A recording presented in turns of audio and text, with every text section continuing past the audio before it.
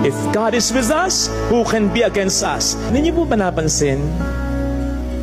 Kahit pagod ka, basta masaya ka, okay lang? Kahit gipit ka, basta masaya ka, carry lang? Kahit problemado ka, basta masaya ka, push lang? Kahit may mawala pang tao sa buhay mo, basta't may matirang kahit konting kaligayahan sa puso mo, iyaan ang pagmumulan ng pag-asa at lakas muli sa buhay mo. No wonder, ito araw-araw ang gustong-gustong ibigay sa atin ng Diyos in order to inspire us. On the other hand, ito rin araw-araw ang gustong-gustong nakawin sa atin ng demonyo in order to destroy us.